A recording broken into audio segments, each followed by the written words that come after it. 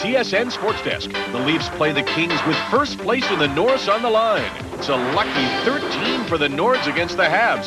Gary Bettman fine-tunes the NHL with a new realignment. Sandra Peterson fills the house against the Japanese, and we'll have all the NBA.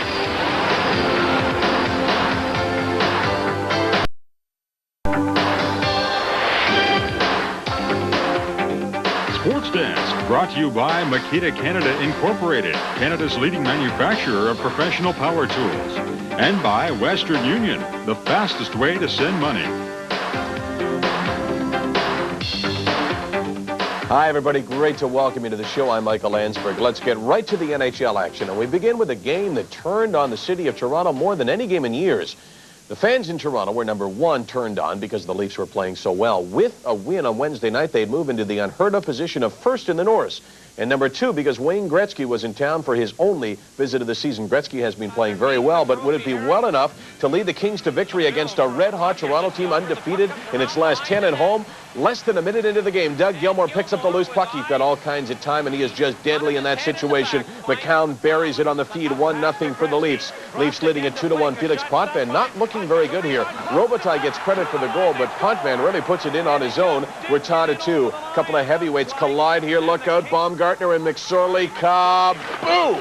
And both of them go down. It's a double knockout. Second period, Kings go ahead. Curry over to Tony Granato. Potvin will make the save on the 3-on-1, but Zhitnik is the third man, and he is the guy that gets the easy goal. 3-2 Los Angeles. Last minute of the second period. Drake Berehowski, I like the way he shoots it. I know Pat Burns does as well. He keeps him low, and here he gets a deflection. Keep him low. That's what can happen. 3-3. Now 5-4 Kings. Leafs press to tie. Here is the shot of the night. Nikolai Borishevsky with a bullet.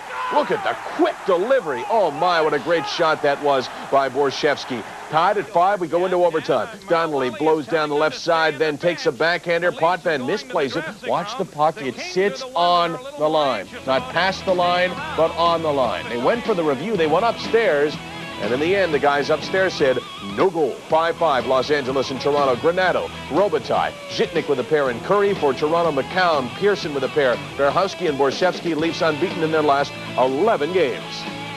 We'll show you what it means in the standings in a moment, but right now we're at the Northlands Coliseum in Edmonton. Bob Gainey and the Northstars need a victory to move within one of St. Louis in the race for the last playoff spot in the Norris. First period, Shane Corson with a good shot. Wakaluk beaten 1-0 for the Oilers.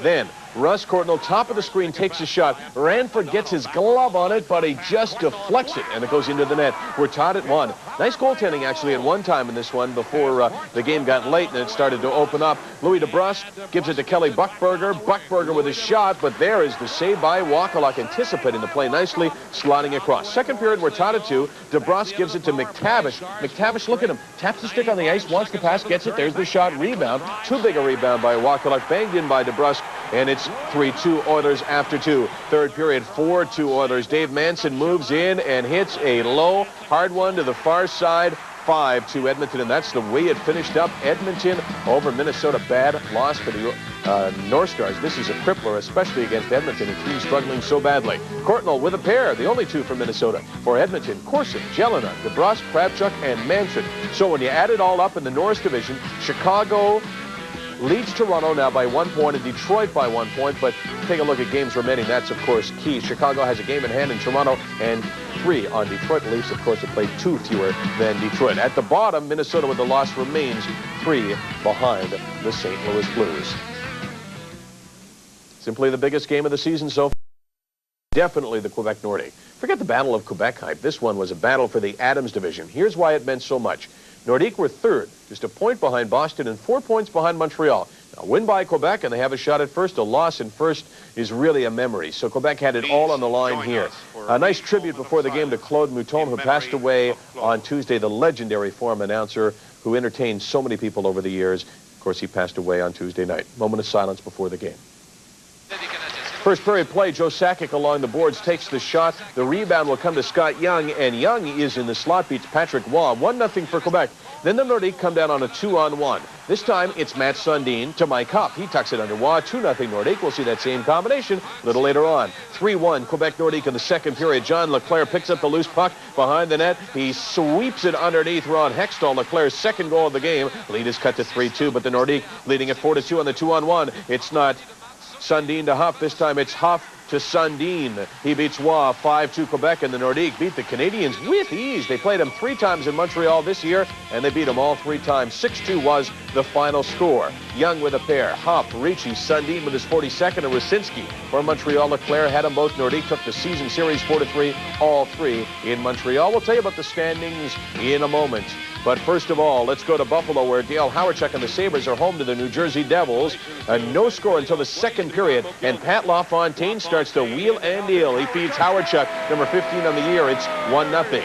Then with the score tied at 1, LaFontaine once again with a feed to Dale Hawerchuk, and once again, Hawerchuk converts. Great vision there by LaFontaine, who spots him. Billington beaten 2 points for LaFontaine, now 1 behind Mario Lemieux. A few minutes later, Sabres up 2-1. LaFontaine from the bad angle. Goal, third point of the night, tied with Lemieux. 51st goal of the season, 3-1 for Buffalo. After the Devils cut it to 3-2, LaFontaine notches his 4th point of the period. Lovely pass to Alexander McGillney, who takes it in a tough position, scoring 4-2, 74th of the season. Game started to get chippy. Even the goaltenders get into this one. Why is Billington going after Fuhr? Go after a guy without a face mask. But Billington made the wrong choice. Devils didn't make many right choices. 5-2 was the final. Buffalo over New Jersey. McLean and Driver were the only 2 for New Jersey. For Buffalo, Hawerchuk with a pair. McGillney with his 74th. LaFontaine with his 51st. And Himmeliev with his goal as well. Let's take a look at the scoring race. 4 for LaFontaine puts him 1 point ahead of Mario Lemieux. The Penguins did not play on Wednesday night. Adams' division looks like this. Montreal now with just a 2-point lead over the Quebec Nordiques, and Quebec now 1 point ahead of the Boston Bruins. So the Habs lead is down to 2, and Quebec and Boston each have a game in hand. You know, with your car, realignment's no big deal. With the league, though, realignment's a huge headache. The NHL had been toying with realignment for several years, but not until they got a new commissioner with some resolve did anything get done. The easy thing was dropping those silly names of conferences and divisions. Nobody knew what they were anyway. The tough thing was where to put Winnipeg. Well, here's how it all worked out. The big winner from Wednesday's shuffle is the Winnipeg Jets. For years, the Jets have been pushing for a move back to the Norris division so they could cut down on travel expenses, and they finally got their wish. Well, sort of.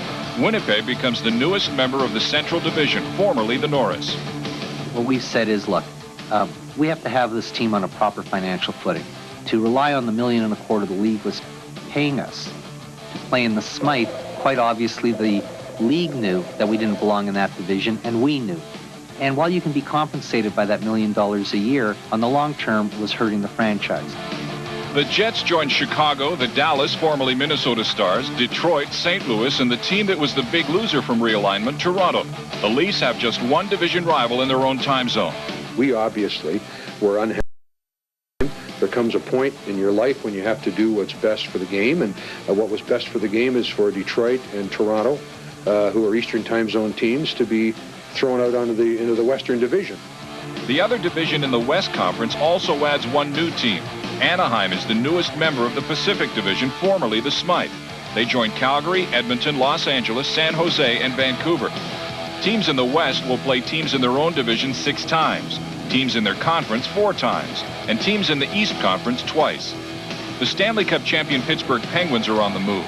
Next season, the Pens will be the newest members of what should be the toughest division in hockey, the Northeast. The former Adams division currently boasts 3 teams with a shot at 100 points in Boston, Montreal, and Quebec. Throw in the Penguins and the high-scoring Sabres, and it looks like you'll need radar to find Hartford and Ottawa next season. The Atlantic Division, formerly the Patrick, is the only division with 2 new members. Both the Florida teams, Tampa Bay and Expansion Miami, will join New Jersey, the 2 New York teams, Philadelphia and Washington. Because there are 2 more clubs in the East than West, teams will play opponents in their own division 5 times, teams in their own conference 4 times, and teams in the West Conference twice. Thus, the East Conference will be like one big 14-team division. I think by balancing out the regular season a little bit, we make it more meaningful. By having conference playoffs, we make the regular season and the playoffs more meaningful. I think we're going to see a lot more rivalries develop. We're going to give more fans a greater opportunity to see more of our teams and more of our players. I think it's going to be well received. For the playoffs, the league will adopt an NBA-style format. It is the same for both the East and West conferences. The division winners will be the top 2 seeds in each conference. Then, the next 6 best teams record-wise in each conference will qualify for postseason. The best record will play the 8th best, second will play 7th, and so on. April the 10th or the 11th, Atlanta will draw. Gene Ubriaco, coach of the Atlanta Knights of the IHL, has said that he will start Manon Rhéaume in goal one of those nights. He says it's not just for publicity. Ubriaco says it's because she's doing so well. Those games won't mean anything in the standings. The Knights have already clinched first place. Stay with us. We have tons more to cover when we return. It's University of Miami reunion in Cleveland. Vinny Testaverde joins Bernie Kosar, but for how long? And the Jays are asking, for how long? For how much longer is this spring training going to drag on? Highlights of another loss when we return. These are the dog days of spring training, the time when players start to think ahead to the time when the games start to mean something. Actually, the Blue Jays have appeared to be going through the dog days since the opening day of spring training. They put their lofty 9-16 record on the line against the Cincinnati Reds when the World Series champions come to town. You know that there's going to be a sold-out house, and that was the case. Bottom nothing, but Stottlemyre brings nothing to the mound. Randy Milligan with a single to center field. Robertson Kelly scored 2-1 Cincinnati. Now bottom of the third, Roberto Kelly at the plate, and he takes Stottlemyre over the wall in right center field. 2-run shot.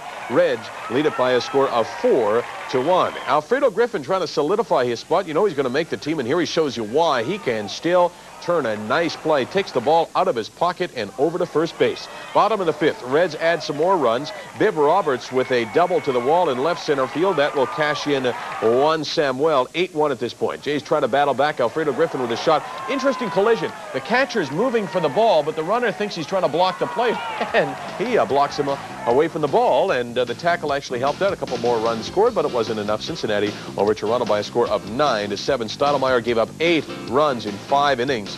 8 runs, 6 of them were earned. He's 1-3 in 5 starts. His ERA is an even 6, but yeah, it's only spring training. Meanwhile, the Expos were beaten 9-6 in 10 by Florida. Rich Renteria won the game with a grand slam in the bottom of the 10th inning when the Marlins outscored the Expos 6-3 in the inning. Charlie Huff pitched 5 innings, gave up 3 hits, 1 walk, and struck out 7, so the knuckleball was dancing. Mark Whiten's on the move again. The Indians dealt him to the St. Louis Cardinals for righty Mark Clark and shortstop Juan Andujar. Clark will likely step into the Indians' rotation. Whitten was dealt by Toronto to Cleveland in the Tom Candiotti deal. He's got a superior throwing arm, but still has got to prove that he's a multi-dimensional player. I guess Rob Smith is basically a typical CFL non-import. He gets dealt about once a week, it seems, regardless of how well he has played. Smith was part of a big deal, an 8-player swap between Ottawa and BC. Smith was the CFL's top offensive lineman last season. He's on his way to BC for the 3rd time. He's also played for Ottawa, Calgary, Toronto, and once upon a time, Montreal. Here's how the deal works. Rob Smith on the right goes from Ottawa to BC. He's joined by Les Brown, a defensive back who has played very well over the years, but Les Brown is 33 years old, and Patrick Wayne, a fine Canadian linebacker. In Kiosk is probably the best known. He's played offensive line for 3 years. Then it's a lot of young players. Coulter, Scott, Miro, and Lammy, a kicker, all going from BC to Ottawa. Cleveland Browns have another University of Miami quarterback. They had Bernie Kosar for the years, and he's being joined by a guy who was his teammate, actually, Vinny Testaverde at the University of Miami. He was signed by the Cleveland Browns today. He has struggled for 6 years in the National Football League, and he says he's happy with the change of scenery, happy to be joining Bernie Kosar, and real happy to be joining the Cleveland Browns. You know, some of my reasons of coming here were, I think, one, I think they have a great owner. 2, a great coaching staff that's all dedicated to winning, and I want to be part of a winning team, and I hope to contribute any way I can to help this team win the Super Bowl. Hopefully you can get things straightened out. Stay with us, lots more to come. When we return, the NBA roundup of highlights. Terrific tilt in the Midwest. It's the Spurs and the Utah Jazz. And when we return, the full roundup from the day at the World Curling Championships in Geneva, Switzerland, where Russ Howard had a close one against the hometown team.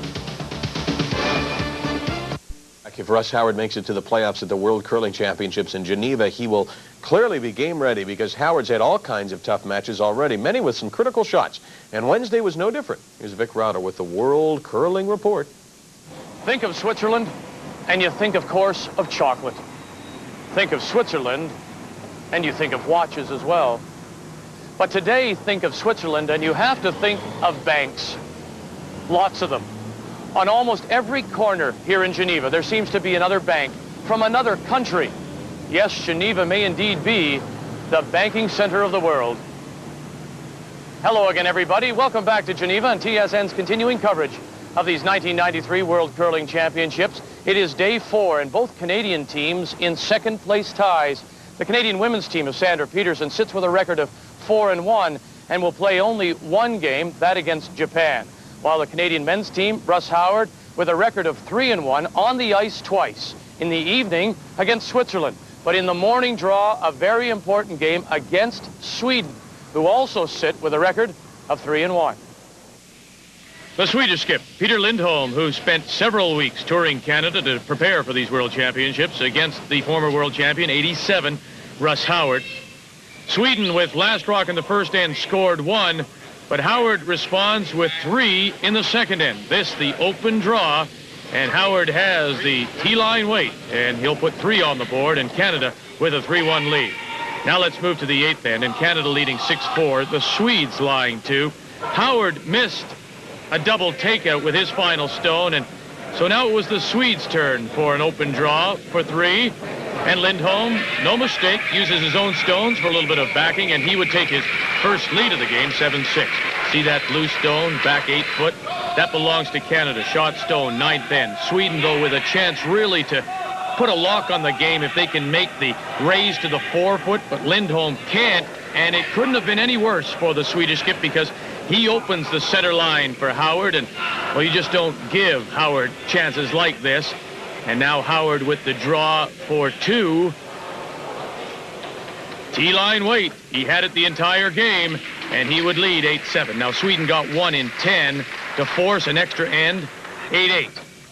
And now this is the final Swedish stone. You'll see the blue Canadian stone, top 8. That's the shot stone. And now Lindholm has to stop in time. It'll slide too far, and Canada would win it 9-8 in a thriller over Sweden. They played very well. I was very impressed with the way they threw it, and they're well coached and a good strategy, and that was a hell of a game to watch. It was really good. Sandra Peterson and the Canadian women's team playing Mayumi Saguchi and Japan. And after Japan took one with last rock in the first, the Canadians opened it up in the second. This, an open hit for 3. And Canada really never in doubt in this one. Japan got one more in the third, and then Peterson, another hit for 3. She'd steal 2 in 5, steal 4 in 6, and Sandra Peterson would go on to a very easy 12-3 win over Japan, and that leaves her in a logjam at the top of the standings, along with Sweden, Scotland, Germany, all of them at 5-1, followed by Norway, Dorothy Nordby at 4-2. The United States, 2-4, and then at 1-5, Finland, England, Japan, and Switzerland. The Swiss finally winning their first of this World Curling Championship. We've had a good schedule so far, and today is nice to have one game kind of relax, kick back. We had a good nice sleep in this morning. That was nice, so we'll be ready tomorrow to play 2 tough games. 2 tough games is what Russ Howard played on Wednesday. His second tough game against Switzerland and Dieter Wüst. Trailing 5-4 as they play the 8th. Switzerland lying 1, and watch Howard now as he plays an angle raise. He'll play a Swiss stone, the yellow rock, onto his own blue stone to kill a yellow stone, and he scored 2. Can you believe that? That is vintage Howard. You bet. Russ, what'd you think of that? Yeah, not bad. Now, here's Switzerland as we play 9.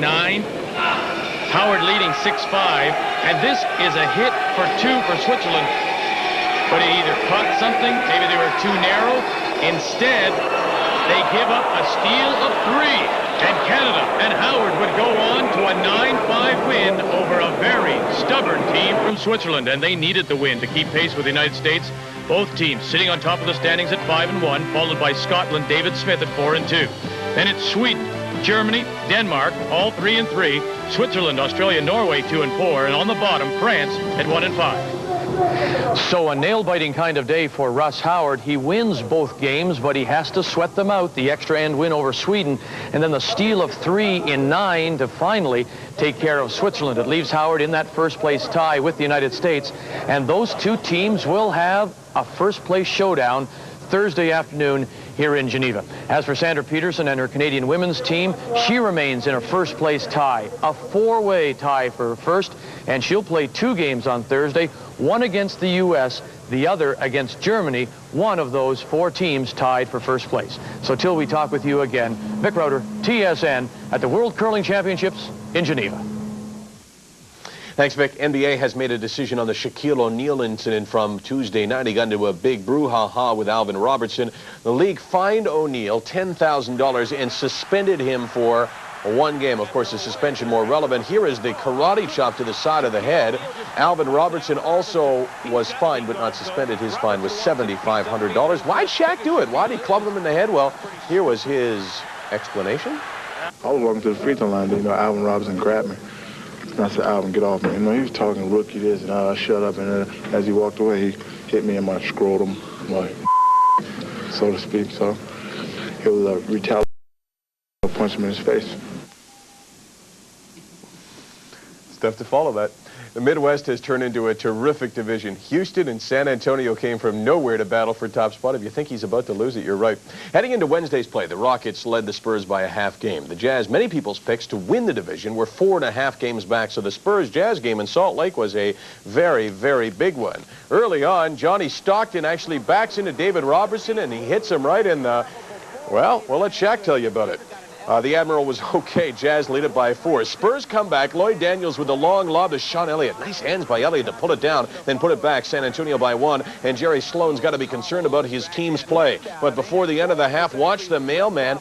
Great presence of mind here. He knows exactly how much time is left. He puts it up with 1/10 of a second and drills it home. Great shot by the mailman. Utah by 4. Second half now. Willie Anderson with a lob to David Robinson. Nice play. Robinson goes frontwards, backwards. Nice play. And it's the Spurs by 4, but from there, the Jazz took control. Bullet pass inside. Humphreys to Malone. He powers it down, and Utah powers San Antonio 93-85. That is a big, big victory for the Jazz. Spurs 1-19 in their last 20 in Utah. That's some of the action. Let's run down the rest of the scores, and then we'll take a break and return with lots more here on Sports Desk.